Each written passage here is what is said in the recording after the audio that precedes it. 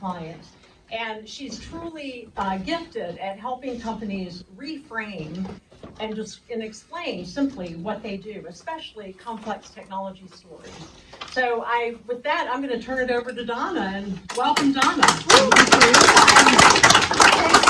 I'm here tonight, so you can either thank her or blame her at the end of the evening. That's up to you. I am so glad that Shalini had that little intro, because that is so much of what we're going to be talking about tonight. The customer versus the end user, the different problems we're going to be addressing, how do we attack them. We're going to really focus on that with storytelling for PMs. So good evening, everybody. How many people in here are PMs? Great. Who else is here? Do we have engineers? Do we have marketing designers? Who else?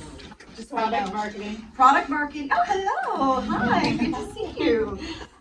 Anyone else? Just Biz dev. Huh? Biz dev. Biz dev. Product development. Terrific. So we have a lot of different functions, mainly product.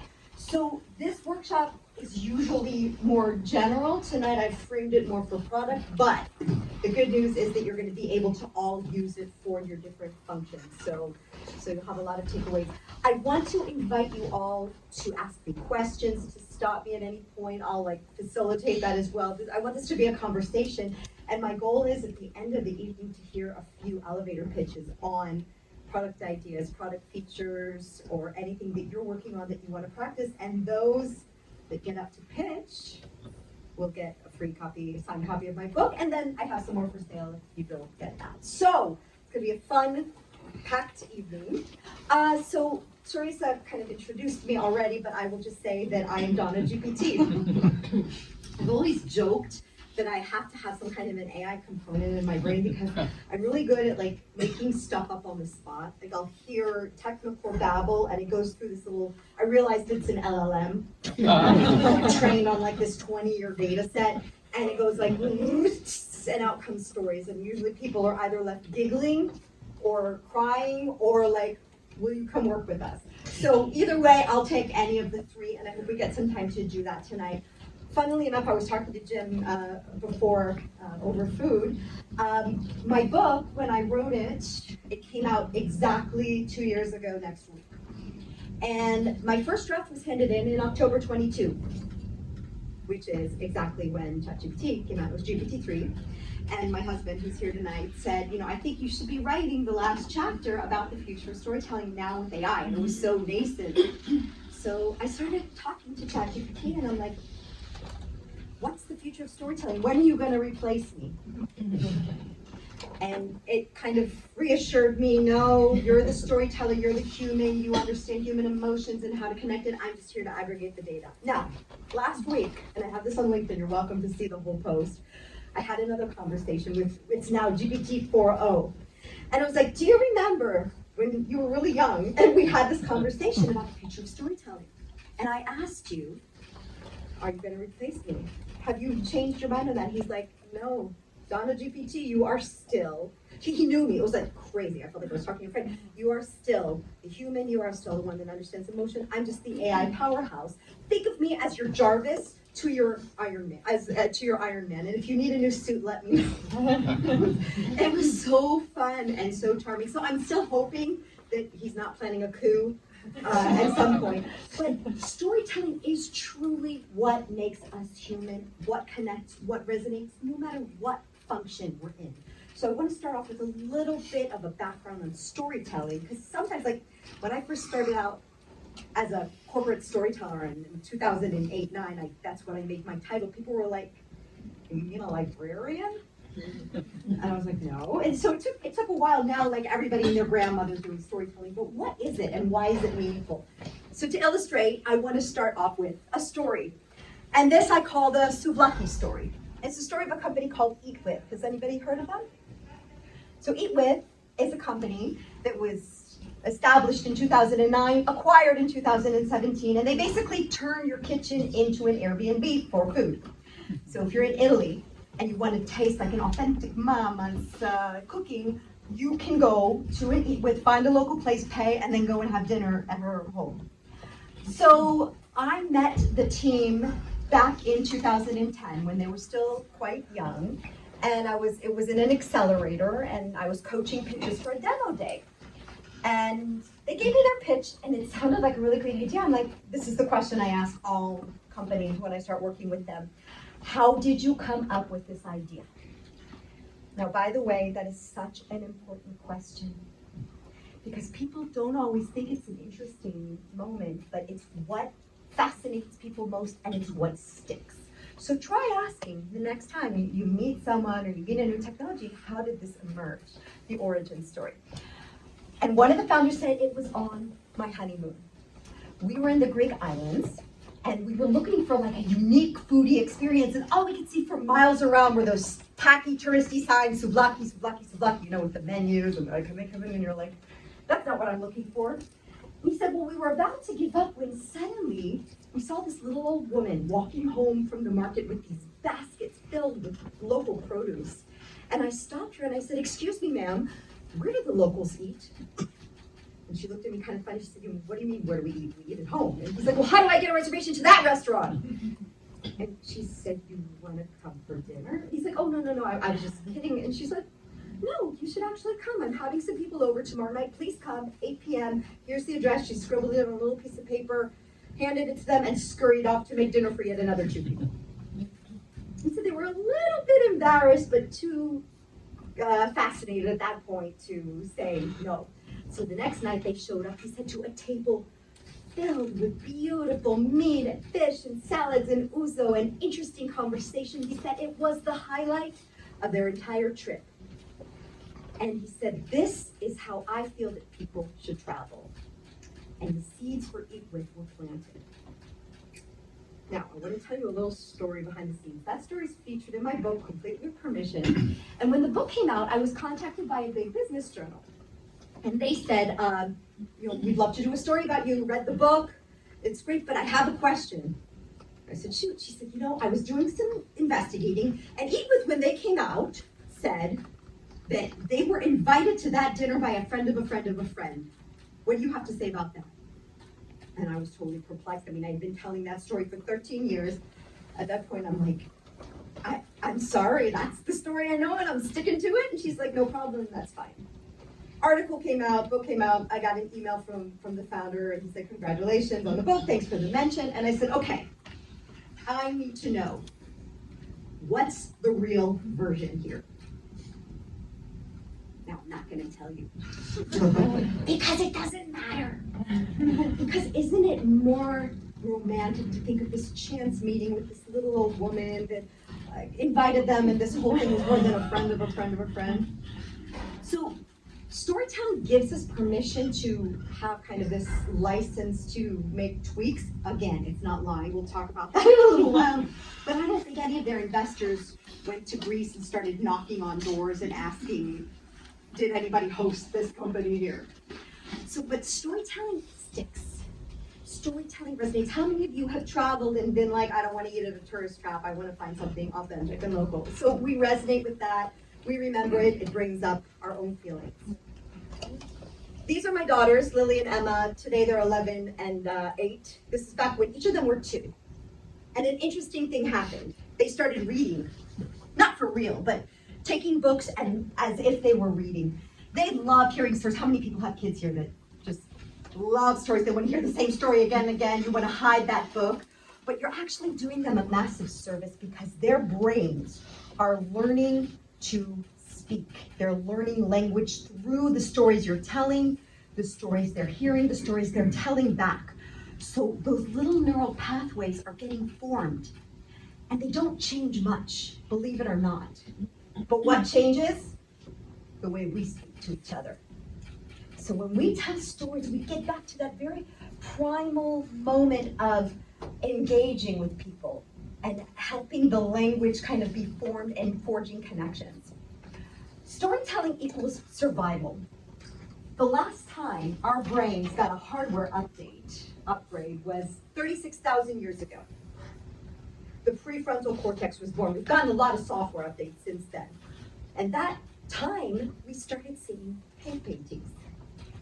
People were actually able to record their stories and tell them for posterity and have them remembered? How many of you have family stories that you've heard again and again and they get passed through the generations? You almost feel like it's your own, you were there. So storytelling really is the survival of our message from generation to generation. Stories and metaphors are one of the only universal things that every country, every religion, every culture have in common. We all tell stories and we all eat. So again, I featured food and I'm featuring stories, so it's really, what else do we need?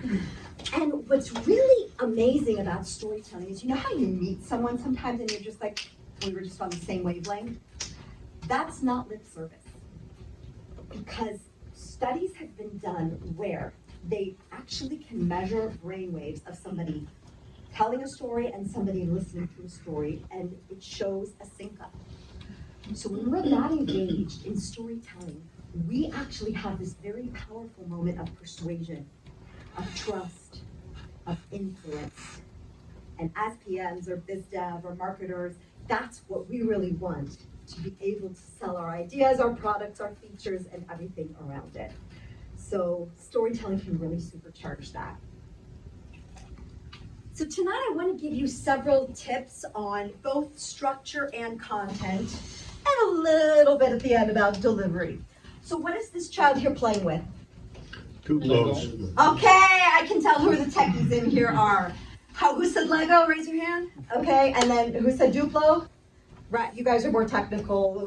Yeah, so it's always the engineers or like the product engineers that are like, that's not Lego, that's Duplo. Oh my gosh, I don't trust another thing you say, because they're looking for the bugs, right? They're looking for the...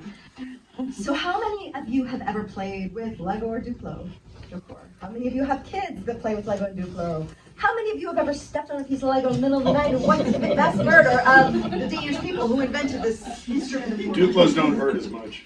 They don't hurt as much, but they're also not as fun because you can build as many things. So in an age of PlayStations and tablets and all kinds of technologies, how do you explain that Lego is still one of the best-selling toys in the world? What do you guys think? Just call it out. What's You the can make anything. You can make anything. What else?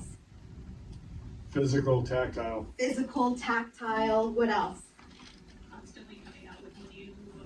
Constantly innovating, but what stays the same? The building blocks. The building blocks, the structure.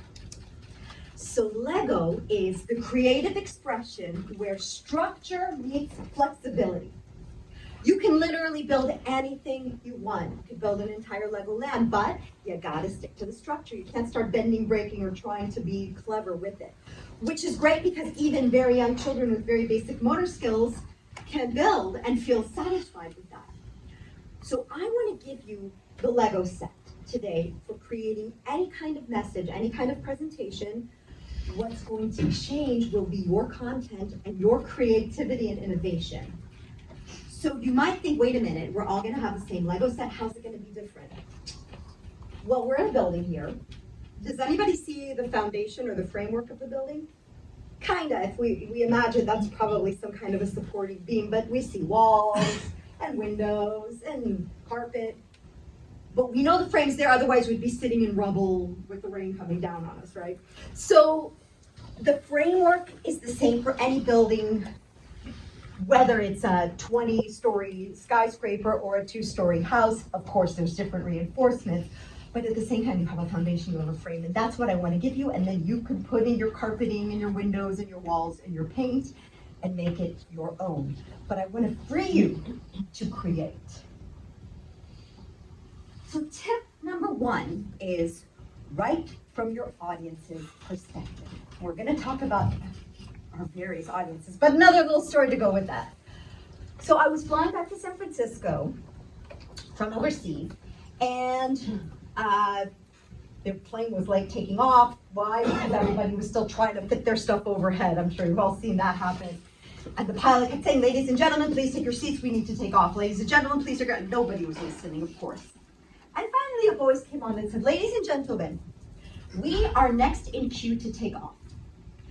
Which means that we have a window of 20 minutes. And if we miss that window, we will be put back to like place 80 in line, which means for you that you will be 2 hours late landing, which also means that you'll be landing with 4 charter flights with about 300 people on each flight. And you'll be standing at customs with them. Might I suggest taking your seat so we can take off in our window? Thank you. What do you think people did? Sat their books down and they applauded. Because somebody had talked and nobody cares about the airline taking off on time. What do they have, have this perfect What's in record? it for them? What's in it for them? And that's what we constantly want to be thinking about, and it's challenging because it's not about us, it's all about them. So I want you to intuit your audience's questions in advance and be able to answer them. You don't need a crystal ball, luckily, because people are pretty predictable, and I'm going to give you some of these questions and you'll see. So let's think of 3 different kinds of stakeholders that a lot of you deal with. One would be engineers. When you're presenting to engineers, what are their thoughts? They're thinking, is it feasible? Does it make technical sense? Is this something we can run with? How hard is it going to make my life, right? If we're thinking about execs or buyers, they're thinking about how does it drive business impact? Does it align with strategies? And then, of course, we're thinking about our customers and our end users. Do you get my need? Does your solution address my need? So there's different types of audiences, different stakeholders, and we have permission to create different stories. Yes, I know sometimes it's a mixed bag, but we want to focus on who's the big decision maker in the room so we can truly make it about them. So the first thing you would do would be put yourself in their position. And think if you didn't know what you know now, and sometimes it's hard to forget that they don't know everything you know about your product, think what questions would you want answered? And list all the questions you think you might be asked, all the questions you kind of don't want to be asked, all the questions you dread being asked, and you're going to group them together and answer them in your presentation. And what you're basically doing is creating a framework of trust because you're making it about their questions in a very particular order. So I've done the work for you and I've grouped them together. But first I want to explain what I mean by chunk them or group them together. So who has kids in kindergarten, first grade? A couple of people here remember that age. So kids, when they start learning, they're like little sponges.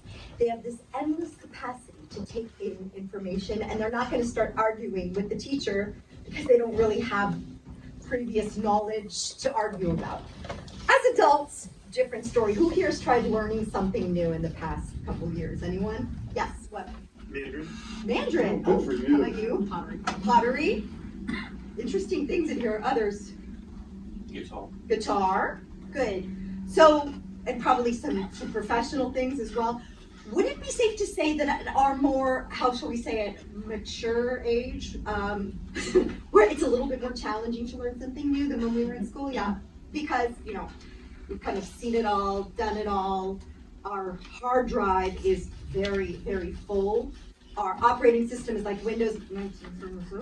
And also, we could pretty much teach the class anyway, we know all the stuff, why he's trying to teach me something new, because we do have former knowledge and we are going to argue. So they devised a principle of chunking for adult learning, and that's the formula, 5 plus 2, 5 minus 2, meaning 3 to 7 chunks of information is what the adult brain is capable of taking in. Any less than that will be feel cheated, any more than that, we ain't gonna remember it. And I say choose 4, as it's kind of a magic number. 3 works too, but let's create 4 chunks for our presentations. Now let me explain to you how that chunks work. Think about it for a second. Let's say I was to start this evening off and say, hi everybody, my name is Donna, and today I'm going to be talking about fresh fruit.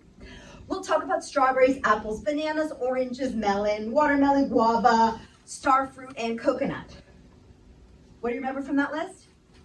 Coconut, right? Or whatever your favorite. I don't think anyone in here, unless you have a photographic or audiographic memory, can rattle that list off. I can't even remember what I said. But if I were to say, hi everyone, tonight we're going to be talking about fresh fruit. We'll start off with citrus fruit, including oranges, lemons, and grapefruit. Then we'll move on to forest fruit, strawberries, blackberries, and blueberries. And finally, for dessert, tropical fruit, guava, coconut, and mango. Little bit easier to remember now? Categorization. Yes, we did the categorization, we did the chunking. And all day long, we get bits of information coming into our brain, and we do that. So, oh, something comes in, that belongs in this folder. Oh, something comes in, oh, I know that goes in that folder. Ah, Houston, we have an incoming unidentified bit of information. System will be shutting down in T-5, 4, 3, 2, 1. And then we kind of either shut down, or we go to our feed, because we're not, like, we can't deal with all this. So help the poor, overloaded human brain take in information in a better way. So I've created the chunks for probably the most common presentations. I had some conversations with some product managers to see. And we're going to go into each of these. So the persuasion presentation, which by the way is for anyone in marketing, sales, trying to persuade that we need a feature, that we need a product, that you think there might be resistance there. A product launch presentation, product review, and more of a technical presentation, either that you're doing to the developers or they're doing to you. These are the kind of things that are pretty common around there. So when I wrote the book, I had to find a good framework to call these chunks. Now, I'm a theater baby.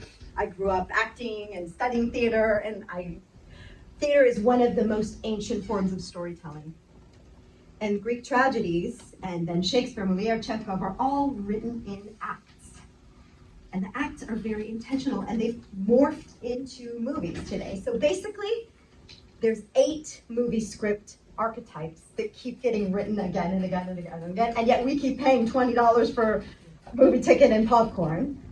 Because even though we kind of know what's going to happen, the twists and the turns and the characters are different.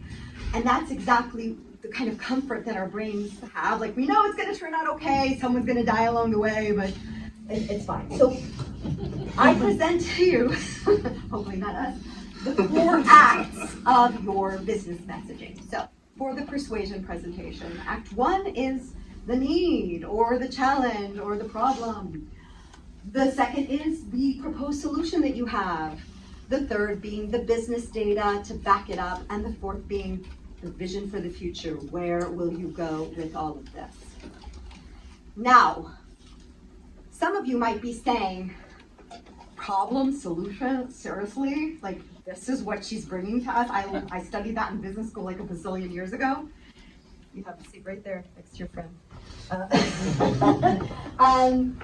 So yeah, it's pretty old. It's actually ancient, like I said, 36,000 years or so ago, and it works. There's a reason that it's still used as a framework today, because people's brain hardware has not changed that much. And that's the neural pathways that we want to speak to. So if you have anything that you want to be persuasive on, this is going to be a good framework for you. Okay? And I'd like to end with a slide, just value prop. So summarizing why they should do this after you finish. Now, who is asking the questions here? Who's determining what you're telling here, what the challenge is, what the problem? I said it before. It's the audience, yes, the audience. So do you think this would be slightly different if you were talking to a developer, or you were talking to a business decision maker in an organization, or you were talking to a different stakeholder, whether internal or external? We need to be able to talk about the priorities, the trade-offs to the specific stakeholders we're talking to. By the way, feel free to stop me with any questions as we go. So sometimes I kind of look at the product as this victim of a tug of war, being kind of caught between all of these different stakeholders, and you can't really please anyone. So on the one hand, you need to sell this big vision that you even need the product. You need to show that the features are must-haves and not nice-to-haves. On the other hand, you need to be able to persuade marketing and sales who are interfacing with the customers that this is a need that they have, and this is something that sometimes we have to balance the trade-off of need versus speed. Is this going to hold us back by focusing on what the customer needs? So the most important thing that we want to focus on is who we're speaking to, the company's bottom line, and how we can balance the trade-offs and make it clear of what's best for the company and, of course, for the end buyer. Make sense? Okay. product status update is pretty clear cut. We have the 4 acts of the overview, current status, challenges and needs, and next steps. You can have super quick meetings when you do updates. Sticking to this, you don't have to go into a lot of details. People will love you for that if you're able to do it fast and furious. Then product launches, which it could either be right after the launch, a bit after, when we're kind of doing a post-mortem. So we want to talk about the before, what the struggle was, what the challenge was, and the after, how you've risen to the occasion, how your customers are now loving it, how it's changed their lives, made it better, made their teeth straight and their hair grow, and everyone's happy. The proof, the actual results, the measurable numbers, the testimonials, and then your lessons learned and your next steps so that you can continue to constantly improve upon features, future products, and have that in there. And again, there's a lot of storytelling that can be done in this. So we've got the baseline for the story. We talked about the origin story, and we'll talk about that more in a bit. And then finally, the technical, which I'm not going to even go into because it's pretty much like the persuasion. But I do have a question for all of you. Who here likes suspense action films? Really? That's it? We watch them even if we're not crazy. Yeah. Slasher. Not so much. Slasher, well, not slasher, I didn't go that far, horror movies, but what is the key ingredient in an action suspense film? And if you've seen one of my workshops before, that you, is the vital ingredient that without it, it's just like a sappy rom-com or drama. What has to be there? Danger. Danger, tension, twist, what? Surprise. Surprise, and who or what is behind that danger, twist, and tension? The audience. The audience is behind it in a movie? The protagonist. Actually, it's the antagonist, not the protagonist. The villain. Da, da, da, da. So imagine instead of hearing, I am your father, you would hear something like, come to Papa, my boy. Or instead of hearing, hello, Clarice, you would hear something like, how you doing? Or instead of Jaws, we had Nemo. How big would that suspense and that tension be if we encountered villains that were not so villain? And like usually in the first 10 minutes or even 2 minutes of an action film, we meet the villain or a villainous act, and that's what keeps us on the edge of our seats. So the bigger the villain, the bigger the suspense, and the bigger the buildup. So if we are to look at our persuasion pitch through the eyes of the hero villain, so the problem is the villain, you are the hero, and your product is the hero. Your hero's combat plan of action, how they're going to get you there, and then finally your hero's next moves and why your audience will love your hero. Now, a little disclaimer here. Please do not go into a presentation saying that you're the hero.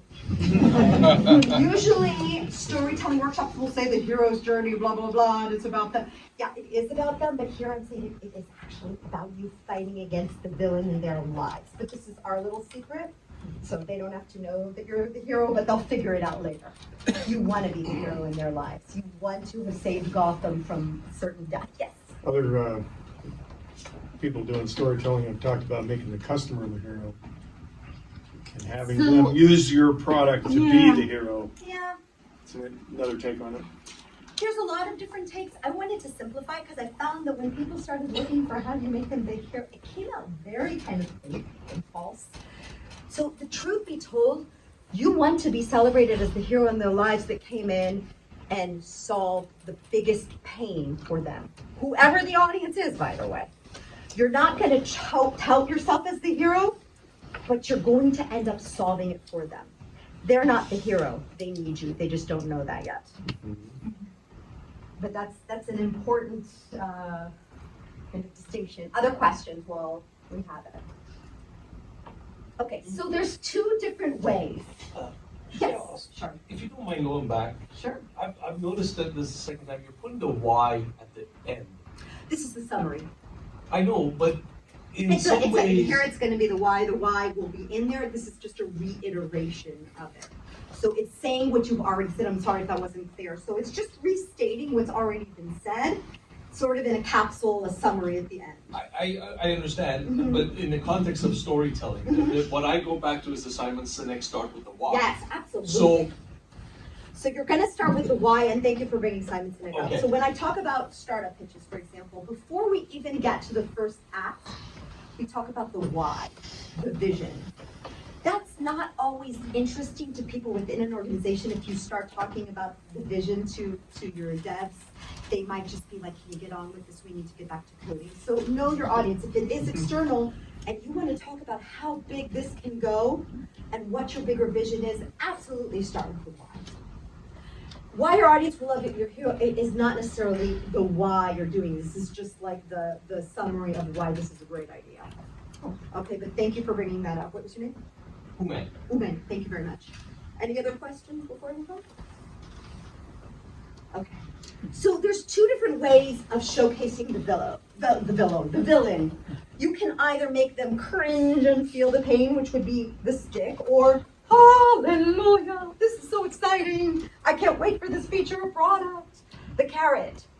Which is better? Either work, just depends on your audience and your product. It's not like straightening their teeth is going to save their lives, but it definitely is going to improve their lives, right? So we're talking about a much better way of doing things, but we're not curing brain cancer at the same time. Unless something has happened within Invisalign that I don't know about yet. And then we want to turn that into a story. Now, Mark Twain said, never let the truth get in the way of a good story. So going back to my friends at Eat With, I would say create a story and stick to it. You don't want to lie about your numbers. Elizabeth Holmes, we just read today from jail, is saying that she still wants to go back to treating health. I wish her well with that, and I hope it's very far away from all of us. So we never want to make up things, especially in health tech, where we could end up harming people's lives. But the story itself can have some flexibility. So I'm going to show you a little video that talks about this. Every day I meet with individuals, I meet with companies, and implicitly what they want to do is they want to better communicate their message, their story. Tell me about it. Tell me about yourself. Tell me about your company. It usually goes like this. Beans 51%, tomatoes 34%, water, sugar, modified corn flour, vinegar, salt, condiments. They give me the ingredients. I went to school here, I work there, we're using AI, blockchain. They give me the ingredients. Now that doesn't often tell me the significance of the person, the company, what they're doing.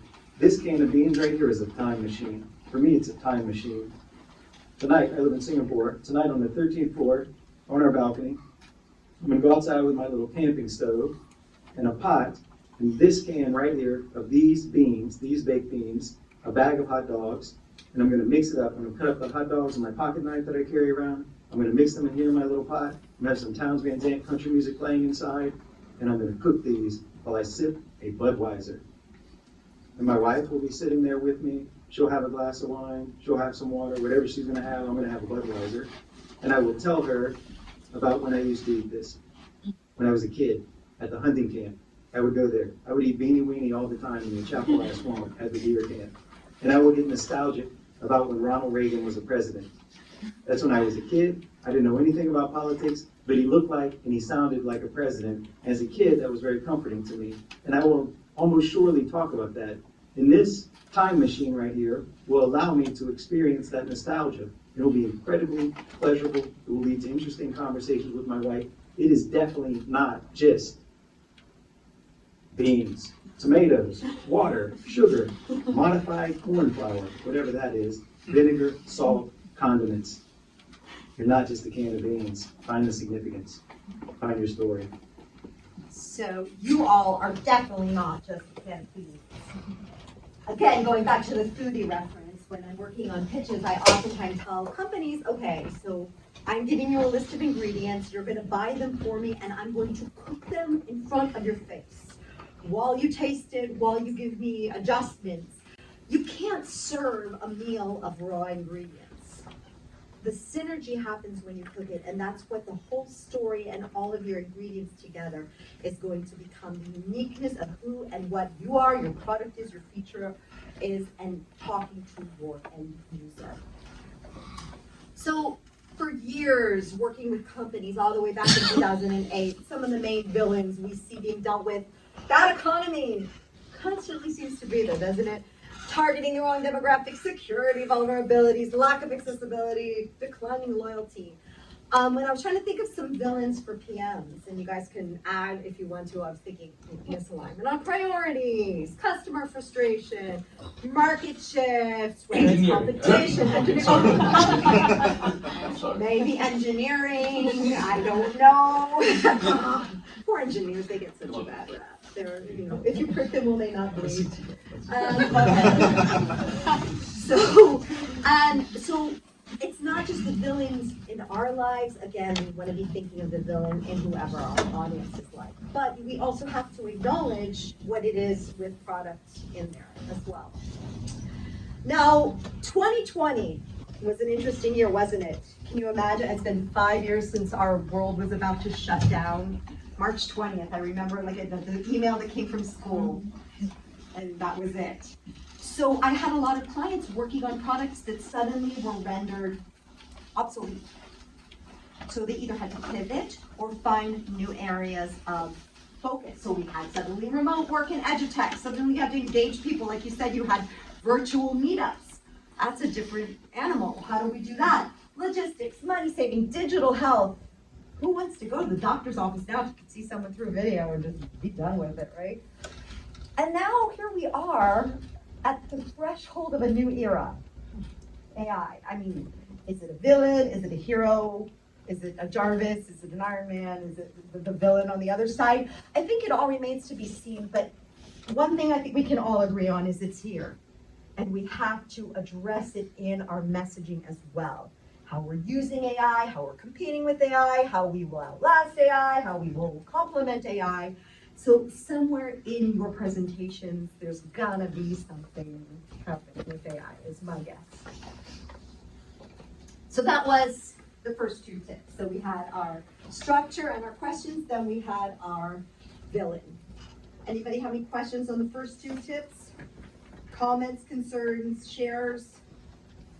Okay, tip 3, show, don't tell. And that's the beauty of the product. You all can really create this moment.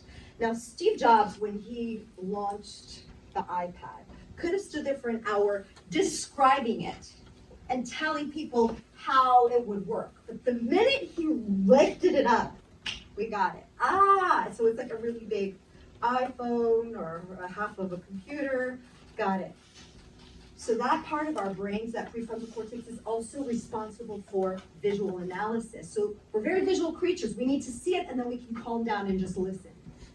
Now, it's not just a physical product. Here we're in a building where they build physical products. For the most part, though, it sounded like you have a lot of software and brains behind it as well. So you can create a demo that kind of shadows your user's journey. So this is the third element of storytelling. We started off with the structure of storytelling, then we talked about the origin story, and now we're talking about the user story and how we can show it. So just showing a demo is okay. Showing a demo as you track your user's journey through the before and their miserable lives before you, through the after and how much better everything is now, is going to be much more real to them. And it's also going to engage them because they can identify with it. And you see that nod, and you want to see the nod because they're getting it.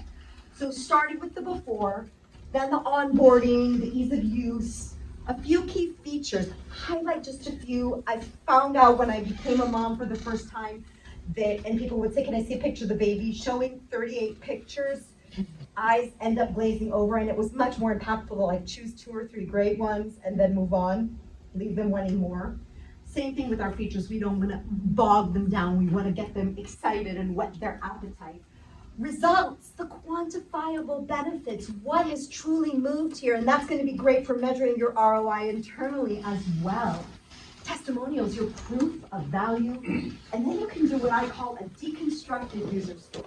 This is a great trick. So if you have a really great story of a customer or a client or someone in the world that you worked with and you moved the needle, take their pain story and put it at the beginning in that villain story.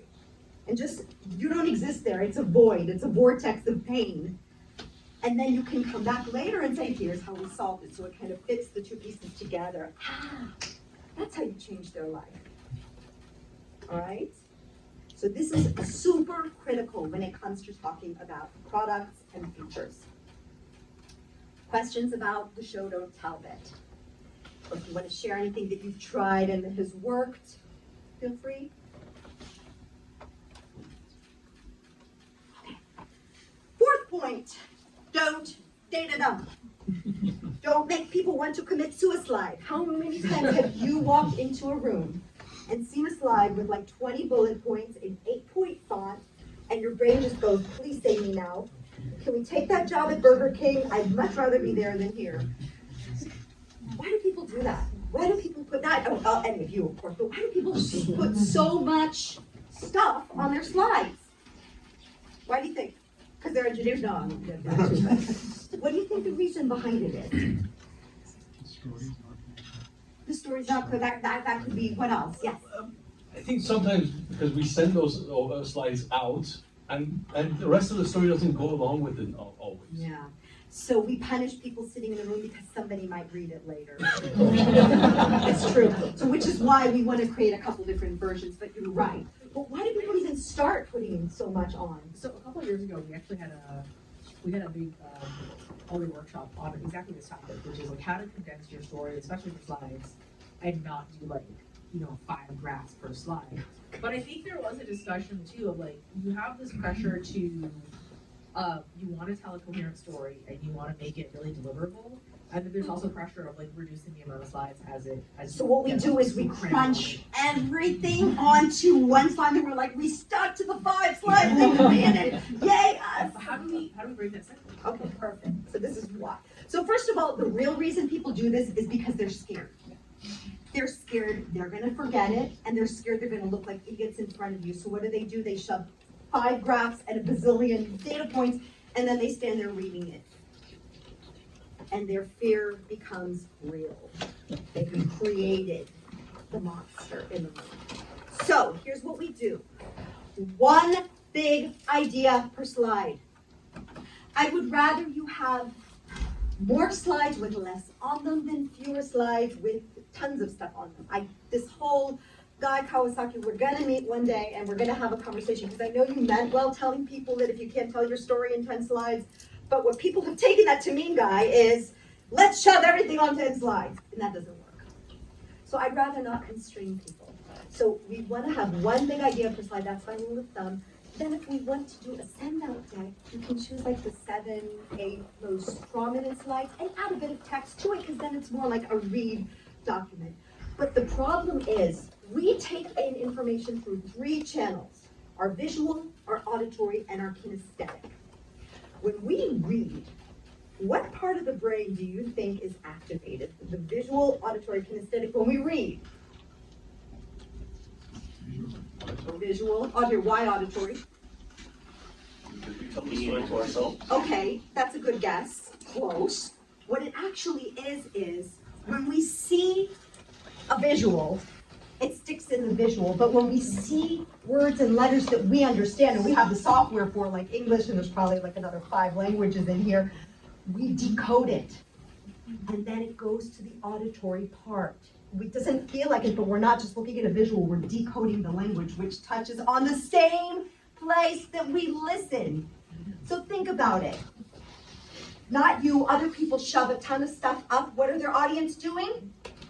Checking their phones. No, they're reading. They're because we learned as kids that we better look at the board when the teacher writes something, otherwise we might miss out. And what are they trying to do at the same time?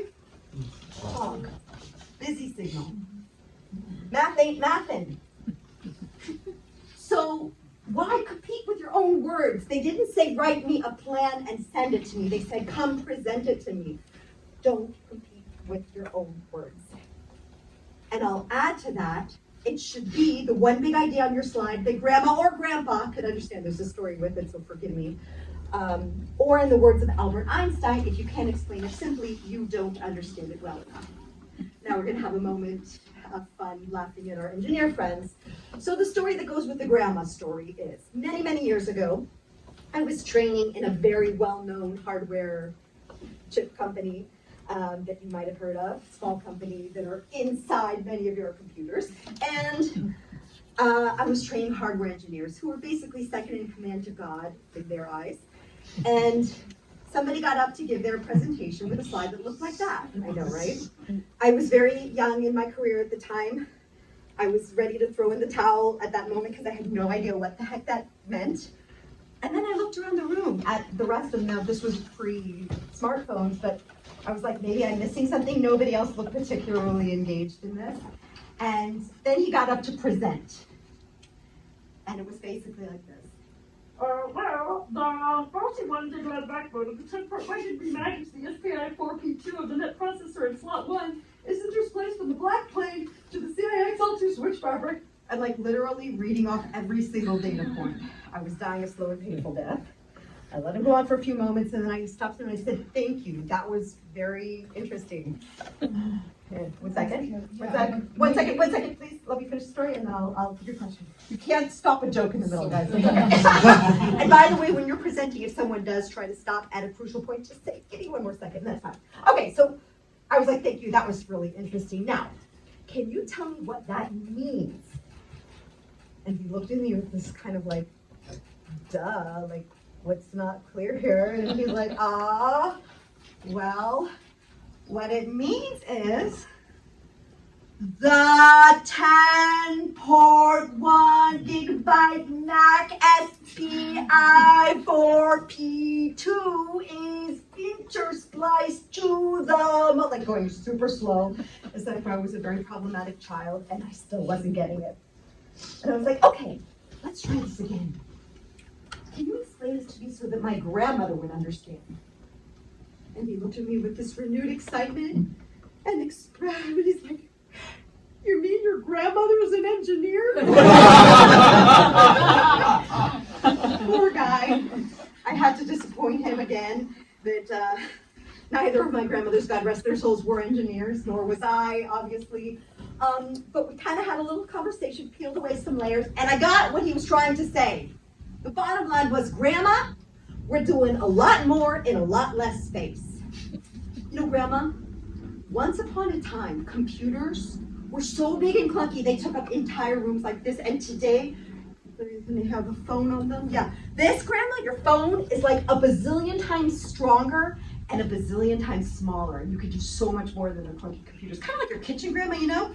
You cook for 20 people in a teeny tiny kitchen. How do you do that?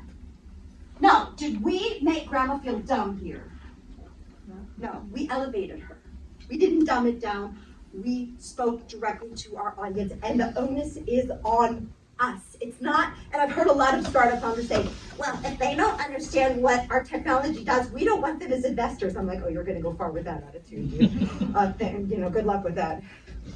So it's about being able to explain it to any audience, and the bottom line is it's all about them. It's not about us, how great our features are, how great our product is. It's about what do they need and how can we do that.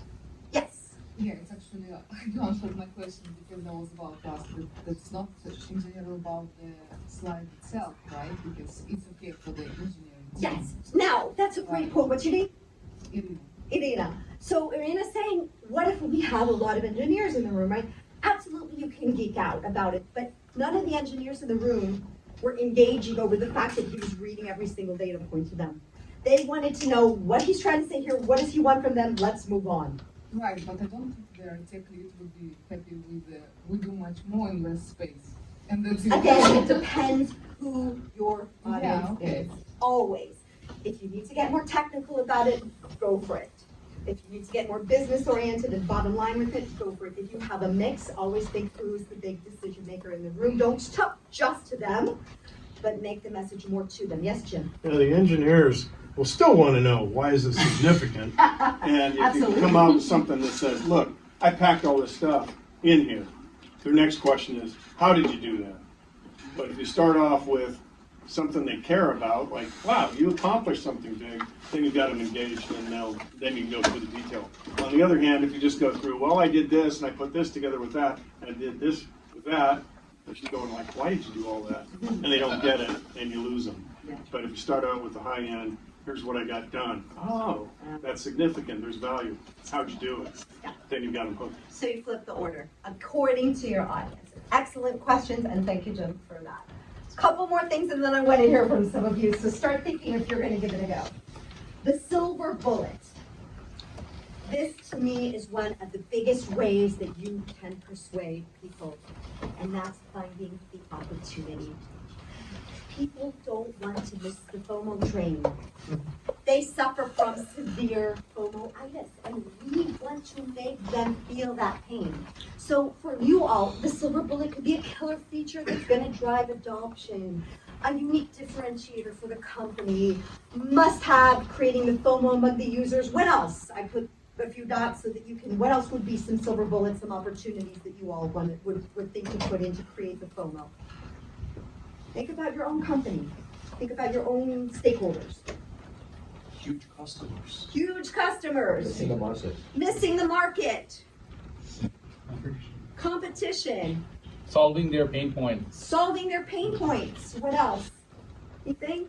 Great. So you can keep thinking about these, but we want to insert probably in Act 3, when we talk about the business and the rationale and the trade-offs, we want to put in the silver bullet of that FOMO as well. And finally, we want to end with inspiration. We started off with a story. We definitely don't want to just end up with a, that's it, okay, thanks. Any questions? Drive them forward. Again, we talked about the why. This is the part to tie it all together. That's our vision. How big can this get? What are some additional markets? What are some other products that could use the same feature? What are some other markets that could use the same product? How can we build this into a multi-bazillion-dollar endeavor? Okay? What you do matters. Every feature matters. Every product matters. And you want to drive towards retention and expansion, giving that future roadmap of possibility.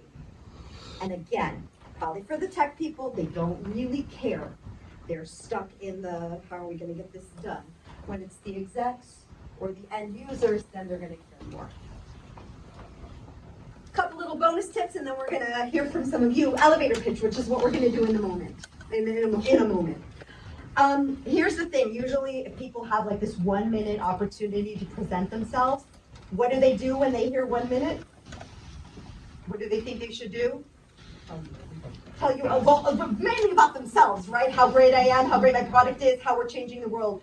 Do you think anybody cares about that if they don't understand what's in it for them now? So we don't want to cut off the nose to spite the face. This picture was too big to fit on the slide. I didn't slice it in half because it would have lost context. I shrunk it down. Same thing with your framework. You're going to shrink it down into a couple of lines about the problem. Take your problem story and shrink it a little bit. A few lines about the solution, and then something interesting about the business and the impact it's going to have. That's your 1 minute elevator pitch. And that can be shrunk down to your handshake pitch, which is your 20-second, one line about the problem, one line about the solution, which is great for conferences. And you want to try to see who it is you're talking to, a potential customer, a potential partner, someone that might want to be stealing your ideas. You want to be able to know who you're pitching to and have a few different elevator pitches ready in your back pocket for different people. And share it with your team. See what works. See what's igniting people's excitement about it. Your slides are a direct reflection of your product. Both need to look amazing. Luckily, we're in an era of AI where it's quite easy to find tools that help us make slides. Again, some of the image generators, they look exactly the same and every picture looks like the one before or have 6 fingers or something. So you can create very specific prompts and ask. Like today, one of the pictures that I had earlier, I asked ChatGPT and it said, how is this? And I said, yeah, I need it to look more realistic. I need it to be this. I need it to be that. Be very specific with your asks. Okay? Use On PowerPoint, you have a little lightning bolt that helps make it look better. There's all kinds of tools out there. There is no excuse for crappy looking slides anymore. Okay, lots of different ways to do it. Who here ever gets nervous before a big presentation? Okay, those of you not raising your hands, you either A, didn't hear me, B, have not given big presentations, or C, you're a bunch of liars. Sorry, it's true. Of course we feel nerves before a big presentation. I mean, if we didn't feel nerves, we'd be dead. So where in your body or in other people's bodies do they feel those nerves, do you think? Where do you experience it? The butterflies in your stomach, anything else? Chest. Heart beating fast, fast breath, dry mouth. I call this the pipe of terror. Anything from your mouth down to your belly, and it's like, oh my God, this is not good. Now, pause that for a second, clean that, and think of the last time you're really excited about something. An important trip, a very important meeting, my workshop tonight. Where in your body did you feel the excitement? Same place. Yeah, heart beating fast, butterflies in stomach, shortness of breath. Same thing, same exact thing. I tell my students at Stanford that fear and excitement are the same thing, it's just excitement has better branding. So instead of saying, oh my God, I'm so nervous, all you have to say is, oh my God, I'm so excited. And the person feels super fake. But over time, your body starts to respond to that. It's the same thing, and you take a nice deep breath, and you think of the last time you gave a presentation and it went really well, and people were coming up to you afterwards and asking you questions and shaking your hand, and you were just floating, and then you just turn the fear into face everything and recover. And you want to take that elation and that feeling and bottle it up into a little invisible flask. I'm not encouraging you to drink before presentations, that's on you. Put in your bag, and before you go into a room, take an invisible swig of it to remember how amazing you are, and then my last tip of the evening, walk in the room at your best. They don't know that you got 2 hours of sleep last night because you had a bug and you were up trying to solve it. They don't know that you had an argument with one of your partners. They don't know you were stuck with in traffic on the 101 and were almost late. All they know is that you're the person walking in the room or the Zoom. And I'll tell you a secret. They really want to like you. They want to like you. They want to like your product. They want to like your ideas. They want the whole package. They truly want to find that winning combination of team, product, and everything. And the thing is, there is no second chance for a first impression. Who here has interviewed people for a position? Oh, a lot more than those of you giving presentations, right? Would it be safe to say that you kind of knew in the first few seconds if this person was someone who was going to move forward or not? Sure. Yeah, true. Even if you went on, you probably were most likely right. Even if you found out later, oops, we missed someone, it's not your fault. They weren't bringing their best. You have to be there for that gut moment where they're like, oh, this is someone I could see succeeding, or, I don't think so. So bring your A game in. Leave all the crapola outside. Believe me, it'll wait for you. You never know who's parking next to you. You never know who's in line for coffee with you. You never know who's listening while you're on an angry conversation. You know how in the movies you always end up going to a meeting after you cut in front of someone and the next day they're the person. So don't let that happen to you. So in a minute, I want to do an exercise with you all and have a couple people come up in the time that we have left. We have like about 10 minutes left that we can do this in. But before we do that, I just want to end with a quote, which is also a very powerful storytelling medium. Stuart Butterfield, CEO of Slack, said in an interview that if there was one thing he could go back and teach to his younger self, it would be focus on the storytelling part, on convincing people, because if you can't do that, it doesn't matter how great your product is. And we all know that Silicon Valley has a great big graveyard filled with wonderful products that never made it. Definitely, bless you, don't want any of your products to be there. So, may your stories always stick and may you always sound great telling them. Please keep in touch. If you have any questions, I will be happy to answer them now I have some books here on hand, and those, I think we're gonna have time for about 3 pitches, and those people will get a signed copy. Thank you very much.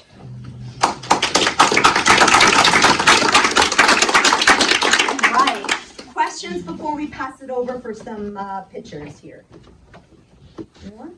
Yes. Question. Sure. So here we are talking about how the product launch, why it's such a great thing, right? Uh-huh. Everything has a story. Uh-huh. Let's say you project a product that, you know what, once we launch it, you're gonna make $100 million. Okay.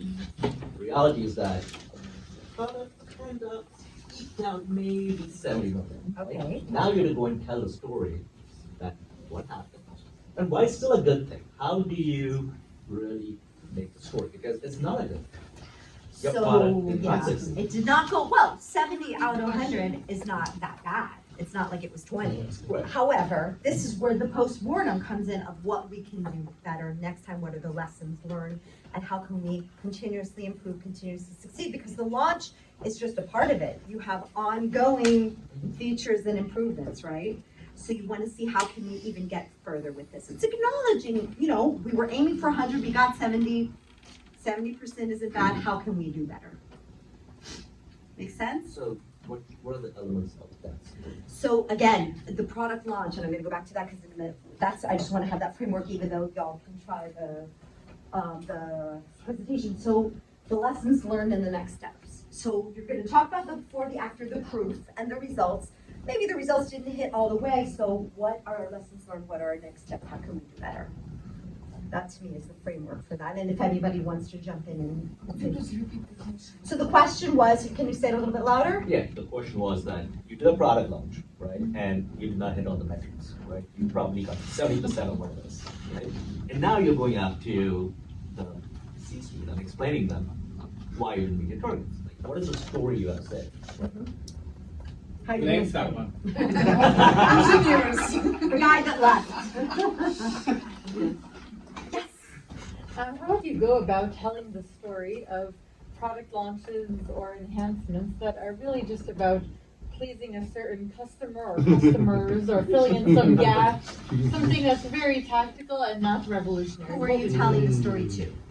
To the buyers or To to the buyer. potential buyers? And the potential buyers are the ones that are asking for this They're- change? No, they're not, but let's say you have a tier 1 or tier 2 launch that is primarily to just keep up with the competitor Okay. or to satisfy some existing customer's needs. You just answered the question. It's 1, keeping up with competition, and 2, showing a use case of that client and how it changed their lives. That one sometimes the smallest features can have the biggest impact. And if they can see it working for someone else, they can imagine it working for them as well. Use it and spin it to your advantage. The one person really wanted it, we went with it, and oh my gosh, look at what it did for them.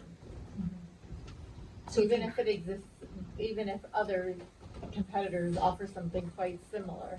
You need to find what your true differentiation is. And sometimes when things are similar, there's not a lot of differentiation. It's just how you deliver it, how you frame it, how you tell it, how you show the excitement and the hype around it.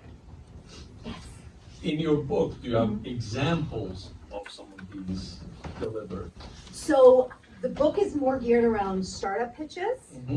And I do have some examples there for the different components in it, but not specifically for product launches. What about in your website? Can I you reference? don't, or- because most of them are proprietary. I can't share publicly the things that I've done with other people, so I can just tell about examples.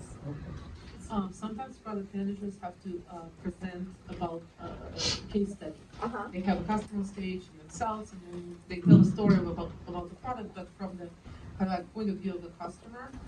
Which one of your slides? I think this would work in either the persuasion or that. So you're talking about their lives before, how it changed, and they onboarded and started using it, the proof with the results, and then what's next, moving forward.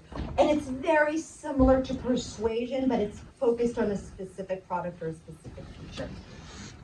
Who wants to give it a try? Yes, come on up, give them a round of applause.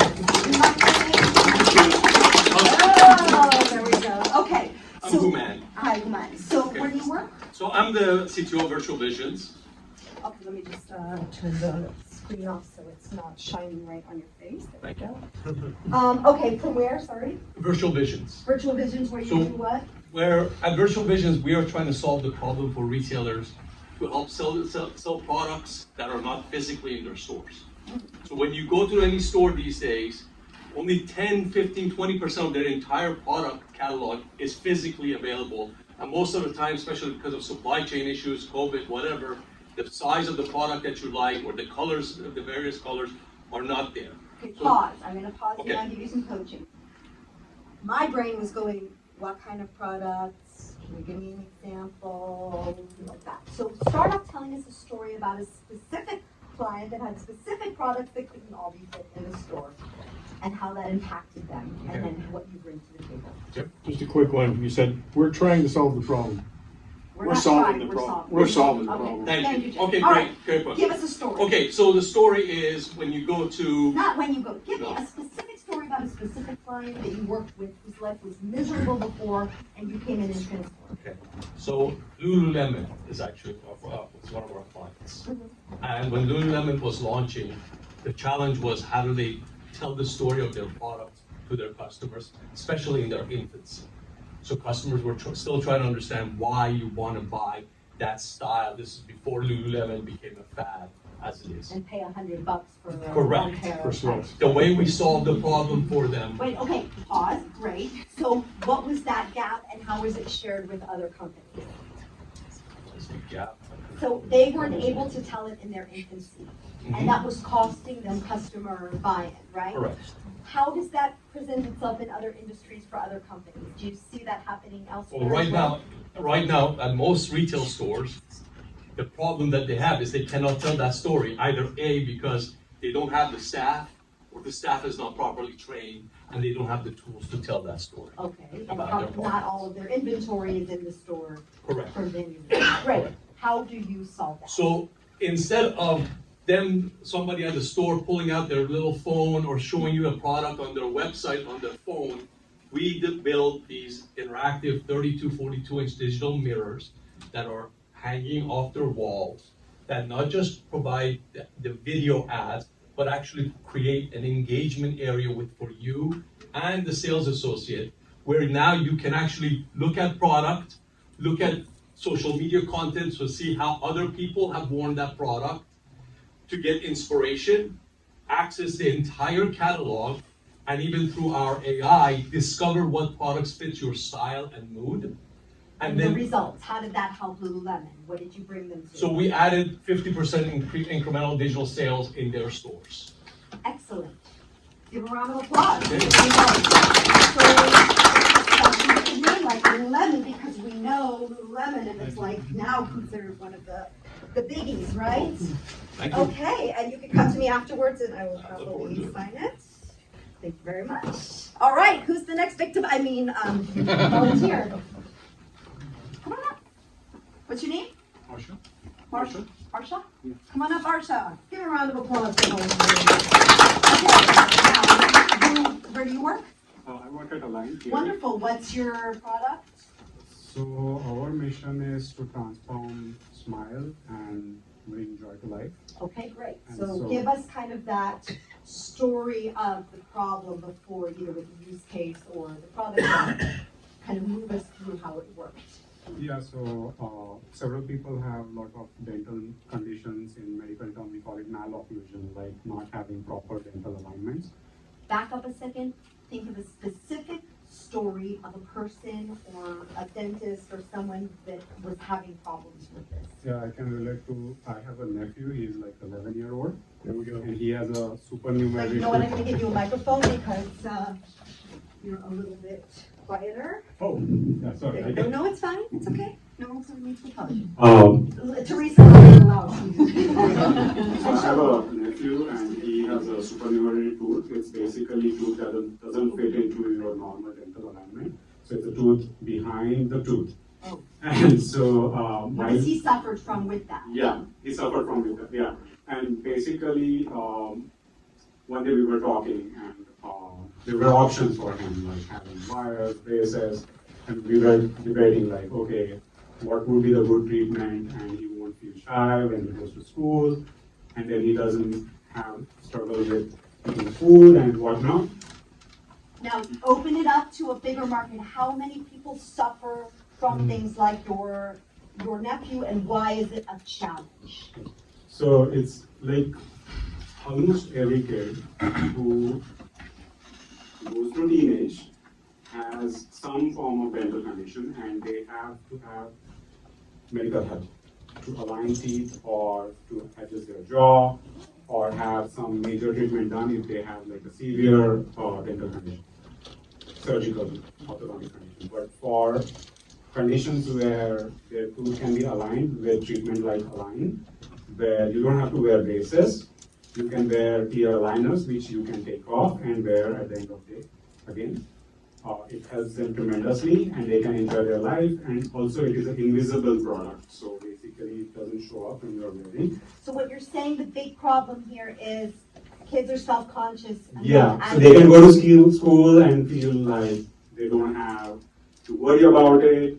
As an adult also you don't have to worry about it. It gives you a nice persona, plus it fixes your problem. So it's a huge deal for people. The problem that I'm working on is jaw advancement. Folks who have like facial profile issue, they get improvement there, and it's a confidence booster for them. Okay, thank you very much. How the story can make a big difference. Who here has either had their teeth straightened, had a child, niece or nephew, and it's a, oh wait, you forgot your phone. You get one too. Who's next? One more? I think we have time for one more. Who wants to give it a go? If no one person needs to be, I can do. Okay, do we have any women in the room that might like to try it? I know we just had 2 guys. If not, then we'll go with you. Any ladies? Okay, we are coming up. Okay. So tell us where you work. I work at Front Egg. I'm a product marketing manager. So our pitch, should I start with, What kind of pitch do you want to give? Like, who would you be pitching? to our prospects? Prospects. And who are your ICPs? So we are actually a solution that allows, so everybody is dealing with this challenge. Anybody who has a customer-facing app needs a way to secure it. So that means in many cases authentication and sometimes even authorization, user management. Everybody who has these login needs has this problem. The problem is that it's not part of the core product. So you have developers who are spending a disproportionate amount of time managing and maintaining their authentication and authorization. Okay, pause a second, go back, rewind. Talk to me about a specific customer who was really struggling with this and what it was costing them in time, lost clients, lost downtime, money. Can you think of one specific use case that was a real success?